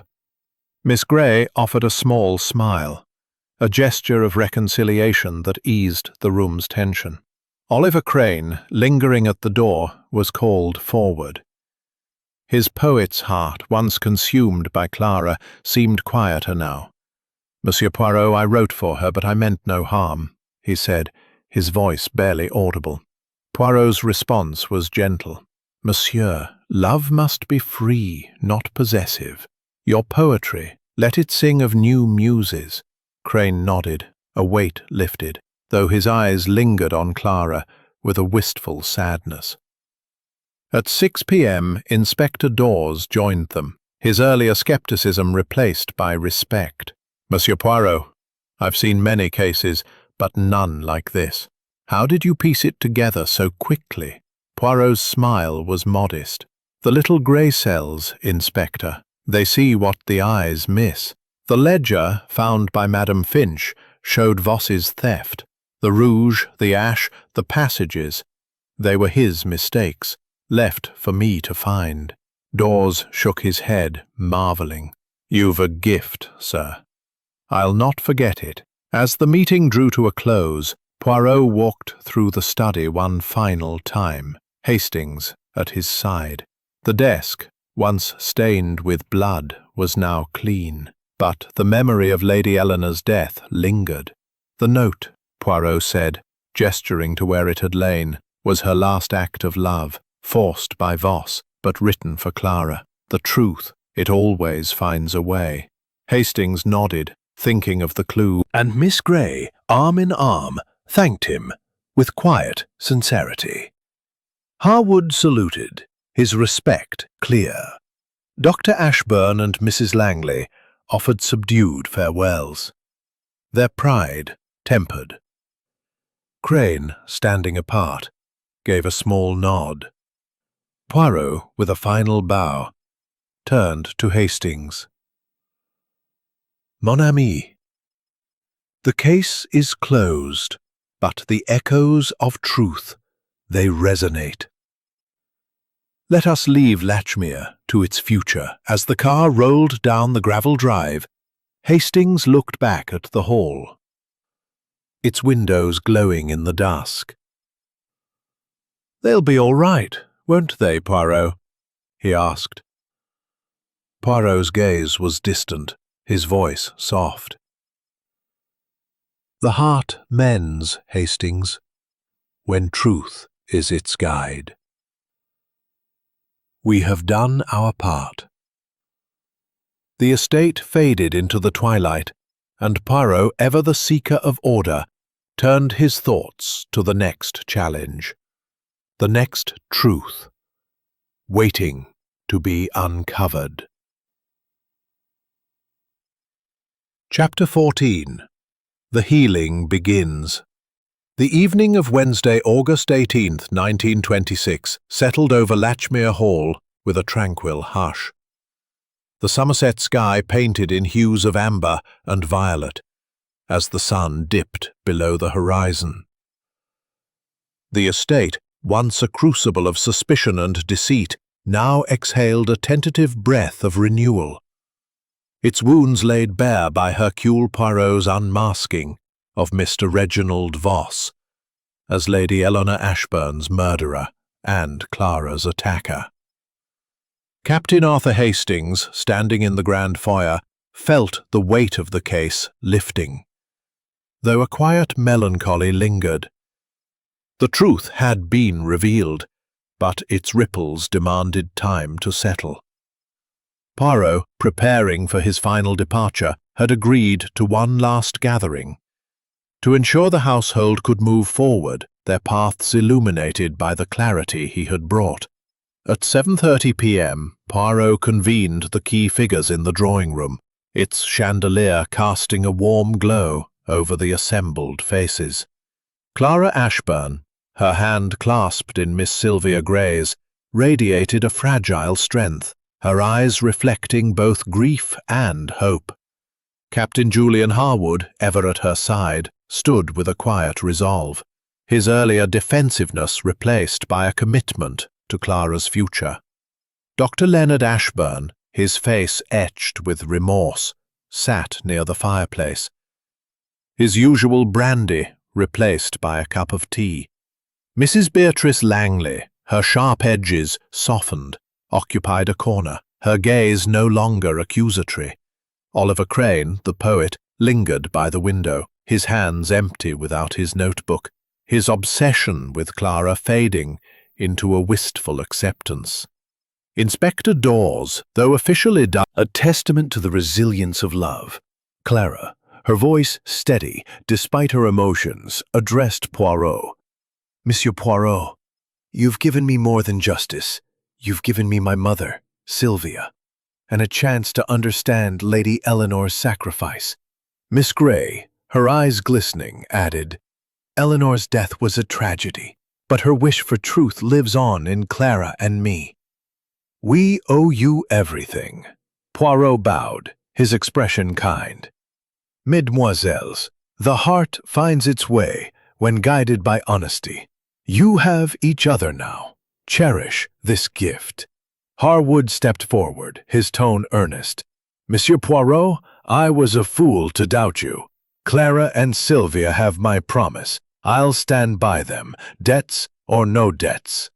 Poirot's smile was warm.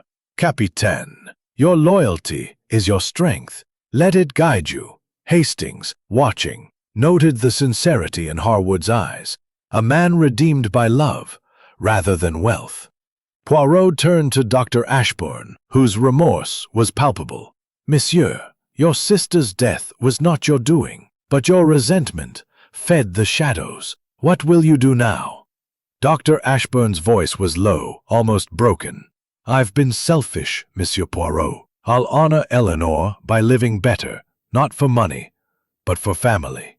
Poirot nodded approvingly. "Bon, the past cannot be changed, but the future, It is yours to shape. Mrs. Langley, her usual sharpness dulled, spoke next. I misjudged Sylvia, and I fueled suspicion out of spite. I'm sorry. Her apology, though stiff, was genuine. Miss Grey offered a small nod, a bridge built over years of misunderstanding. Poirot's voice was gentle. Madame, to admit a fault is to begin anew. Let peace be your guide. Crane, standing apart, met Poirot's gaze with difficulty. My feelings for Clara. They blinded me. I wrote poetry, not crimes, but I see now how foolish I was. Poirot's response was kind, but firm. Monsieur, the heart's passion is a fire. Let it warm, not consume. Write for beauty, not possession. Crane's shoulders relaxed. A weight lifted. Inspector Dawes, clearing his throat, addressed Poirot. I've learned from you, sir. I saw only the surface, Harwood's debts, the revolver.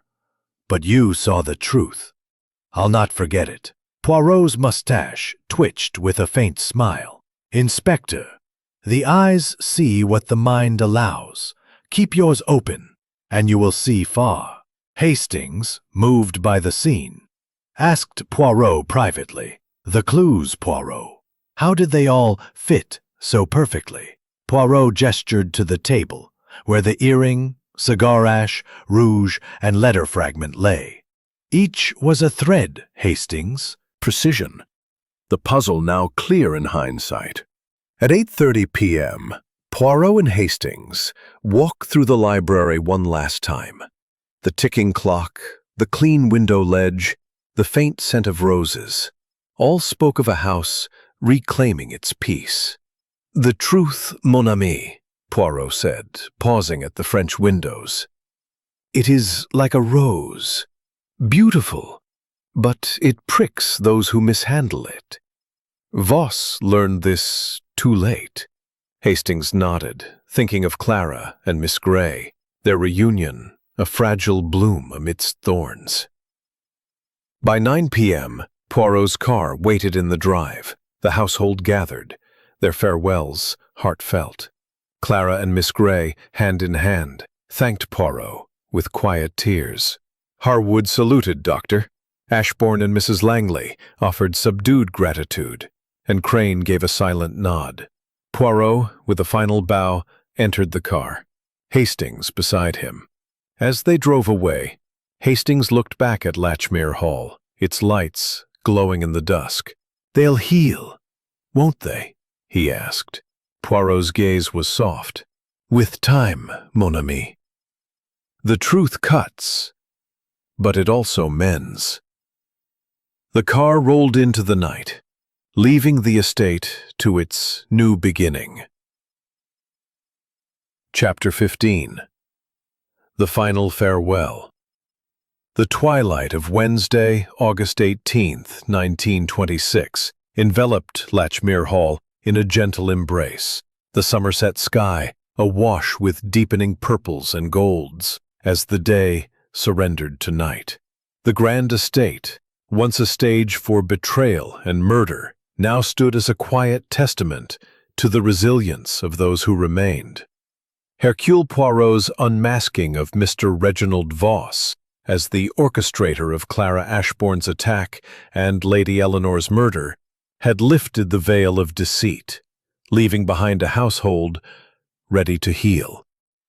Captain Arthur Hastings, standing on the gravel drive as Poirot's car idled, felt a profound sense of closure, tempered by the bittersweet weight of lives forever altered. This final chapter would see Poirot's departure, but not before he left a lasting impression on Latchmere's inhabitants, ensuring their path forward was clear. At 9:30 p.m., Poirot gathered the household in the grand foyer, its chandelier casting a warm, flickering light across the polished oak floor. Clara Ashbourne, her arm linked with Miss Sylvia Grey's, stood with a quiet strength, her grief softened by the promise of their new bond. Captain Julian Harwood, his military posture relaxed, held Clara's hand, his eyes reflecting a steadfast commitment. Dr. Leonard Ashbourne, his face less haggard than before, stood with a cup of tea, a small sign of his resolve to change the household. Mesdames et messieurs, Poirot began, his voice resonant yet gentle. The darkness that gripped Latchmere Hall has been dispelled. Monsieur Voss's greed led to tragedy. But the truth, it has set you free. Tonight, as I prepare to leave, I wish to leave you with clarity, not just of the crimes, but of the strength you carry forward. His eyes swept the group, lingering on each face, reading their emotions as only he could.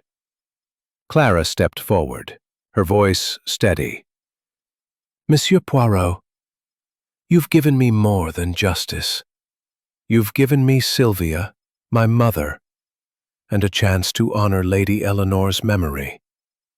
Miss Grey, her eyes bright with unshed tears, added, Eleanor's wish was for truth, and you made it possible. We'll never forget you. Poirot bowed, his expression warm. Mesdemoiselles, your bond is a light in this darkness. Let it guide you, always. Harwood, his voice firm, addressed Poirot. I was wrong to doubt you, sir. You saved me from false accusations and gave Clara and Sylvia a future. I'll spend my life proving worthy of it. Poirot's smile was approving. Capitaine, your heart is your honor. Guard it well, and it will serve them both. Clara squeezed Harwood's hand, their unity a quiet promise. Dr. Ashbourne, clearing his throat, spoke next. Monsieur Poirot, I was a fool, resenting Eleanor instead of cherishing her. Your clarity has shown me a better path. Poirot's gaze was kind but direct. Monsieur, the past is a lesson, not a chain. Live for family, not regret. Dr. Ashbourne nodded, his resolve evident in his steady hands. Mrs. Langley, her voice softer than Hastings had ever heard, said, I let jealousy blind me, accusing Sylvia unjustly. You've shown me the cost of such bitterness. Poirot inclined his head. Madame, to see one's fault is to begin anew. Let forgiveness be your strength. Miss Grey offered Mrs. Langley a gentle nod, their rift mending in the quiet exchange. Crane, his poet's eyes clear, spoke hesitantly. My feelings for Clara were misguided, but you've shown me there's beauty beyond obsession. Thank you, Monsieur Poirot. Poirot's response was gentle. Monsieur, let your poetry sing of hope, not longing. The world awaits. Have given them both. Poirot walked through the library one final time, Hastings at his side. The ticking clock, the clean window ledge, the faint scent of roses, all spoke of a house reclaiming its soul. The clues, Poirot said, pausing at the table where the earring, cigar ash, rouge, and letter fragment had once lain. They were the murderer's mistakes, but also his undoing. The earring, a false trail. The ash, a planted lie. The rouge, a stolen accusation. The letter, a desperate secret. Voss thought himself clever, but the little gray cells, they see all. At 10 p.m., the household gathered on the drive, the car's headlights cutting through the dusk. Clara and Miss Grey, arm in arm, thanked Poirot with heartfelt embraces. Harwood saluted, his gratitude unspoken but profound. Dr. Ashbourne and Mrs. Langley offered quiet farewells, their humility a stark contrast to days past. Crane, standing apart, gave a small wave, his eyes on the stars. Poirot, with a final bow, turned to Hastings. "Mon ami, the puzzle is complete, but the heart, it continues its own journey. Let us go." As the car rolled down the drive, Hastings looked back at Latchmere Hall, its windows aglow with the promise of renewal. "They'll be all right, Poirot," he said, more a hope than a question. Poirot's gaze was soft, his voice a quiet melody. "We, Hastings. The truth has set them free, and love will guide them home. For us, the next adventure awaits." The car vanished into the night, leaving Latchmere to its future, the echoes of Poirot's genius lingering in its halls.